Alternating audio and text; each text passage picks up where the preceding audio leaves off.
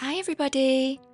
This video is a little bit different from my normal videos that I post on a Wednesday because it's not about dolls' houses or miniatures today, but it's about my first craft fair, and I thought you might be interested in hearing how I prepared for my craft fair and how it went.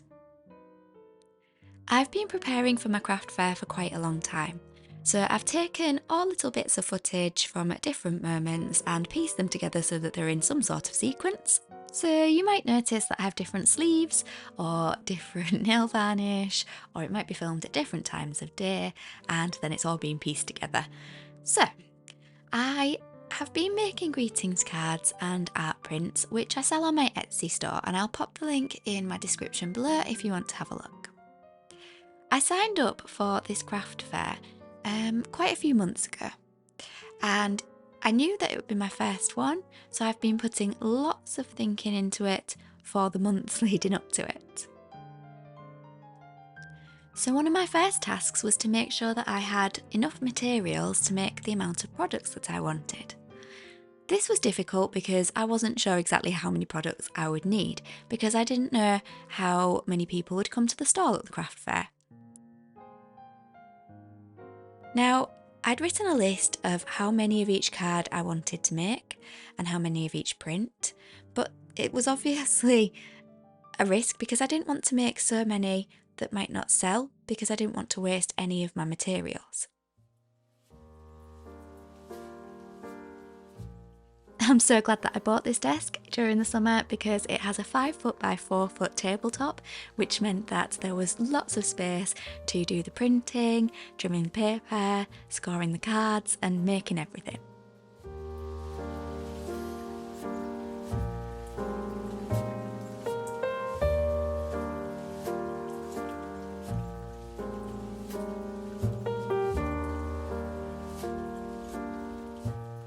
I created a little system for organising each card because on my stall I planned to only have one design on display for each card, and I then would replenish them from this box as they sold. So I did actually then add some names of the cards to the cardboard dividers in between them, which really helped. I decided to print more of the Christmas cards than any other cards, just on the assumption that I would probably sell more festive cards because it was a fair at the end of November, so it's the lead up to Christmas. A little while ago I bought this stamp which says the Little Mouse's house, and it also says art and miniature makes underneath, but I am just selling art and illustrations. I don't sell any of my miniatures.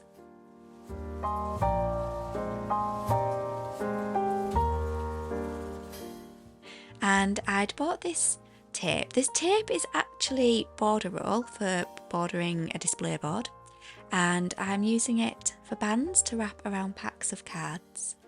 So I stamped those pieces of border roll and made little bands to go around my packs of cards, and I also made some gift tags, and I made miniature bands to go around packs of gift tags as well. You may see some signs in the background there. I'll mention them in a minute. Or two. Or three. So this was my gift tags, my little packs of gift tags. They're folded over like mini cards and then they've got some tape on the back of them. These are my bookmarks. And I also decided to print wrapping paper as well. I've sped this footage up. The wrapping paper took a very long time to print, and I have 5 sheets in each roll. I have a robin design, and I also have a little fox design and a windmill design, which is a landmark in the area where I was doing the craft fair. Sorry that some of this footage is a little bit dark, but some of it was filmed on an evening. So I needed to make some signs. This is one of them. And I did decide to handwrite my signs because I think it gives quite a nice personal touch. So I bought these little wooden stands, and they came with some craft card and also some white card for making the signs. And I had to think about how I wanted the signs to look. As I was writing the signs out, I wasn't very happy with the size of the writing. I felt like these signs needed to be a little bit bigger so that they were clearer for people to see. So instead I decided to make these bigger signs, and I decided to write on cream and then back them with the craft card. I also made this sign just to explain about Little Mouse's house, and that stood on my stall as well. For displaying my art prints, I decided to make these boards. They're actually foam boards which I've backed with material, and then I needed to make some little ledges for my prints to stand on. My boards are stood on table easels. Now these table easels are ones that I sourced by looking on websites where people were selling them pre-loved, and I thought it was nice to buy some pre-loved items to make up my displays.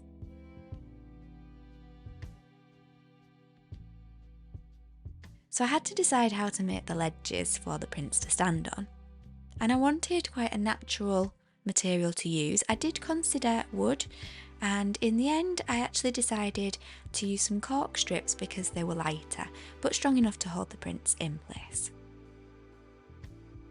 You might notice here that my art prints are in cellophane bags.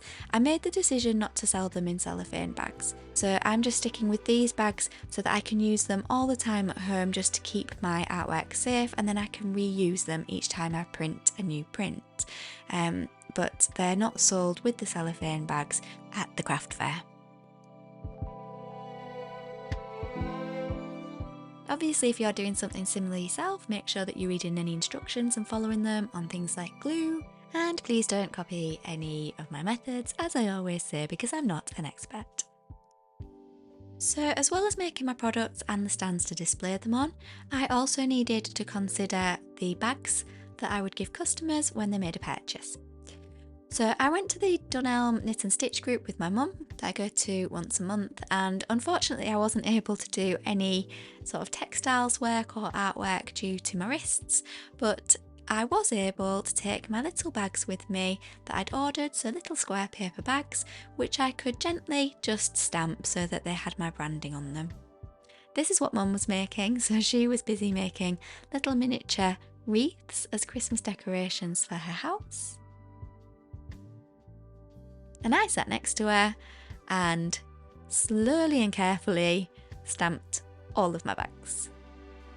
What do you think?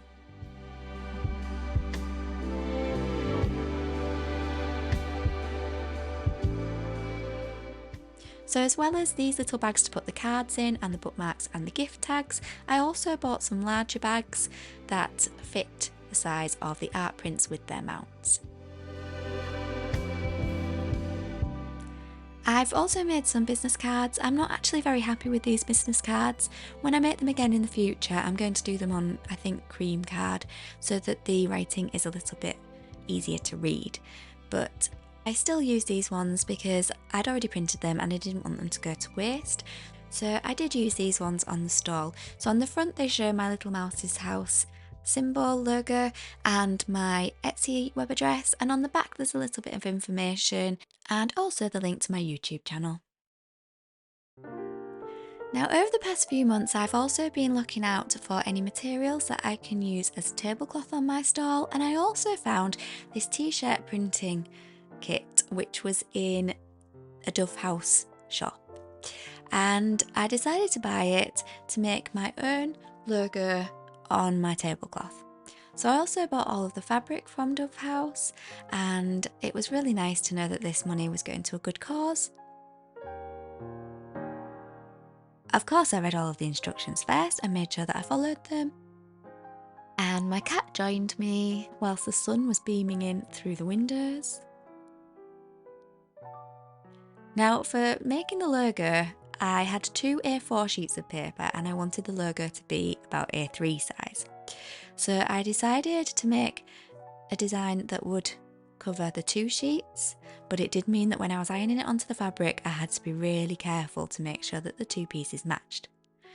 Thankfully I did a test print because I had forgotten that I needed to reverse all of the logo to make sure that when it ironed on it would be ironed in the correct direction, and I did remember to reverse this logo before printing onto the transfer paper. Unfortunately, the web address at the bottom here has actually been printed below the transfer paper. I'm not quite sure what happened there, so I cut that bit off and only used the round logo without the web address. I was a little bit unsure of where to position the logo on this piece of fabric. I wanted it to hang in the centre of my table, but of course I didn't know what the height of the table would be, so I just had to guess. So I lined the two pieces of paper up and hoped for the best. It did say in the instructions to not use the steam setting on the iron, but I couldn't work out how to switch it off. Thankfully, it still worked. And this is what it looked like. I made an example of my stall in my dining room by measuring out the table width and depth, because I had that information already, and then creating that space and laying out everything that I had so that I knew that everything would fit and so that it would be a bit easier to set up when it came to the actual date of the fair. It was also good to see that the labels were big enough, and it was good to just step back and have a look and check that everything looked correct. I also wanted to make sure that everything was stable and safe.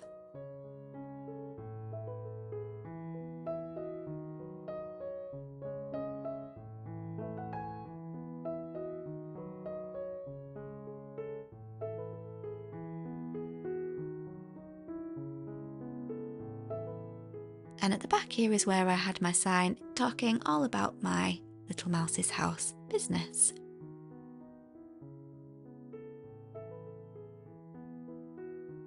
I'd love to know what you think of my product and also my stall staging.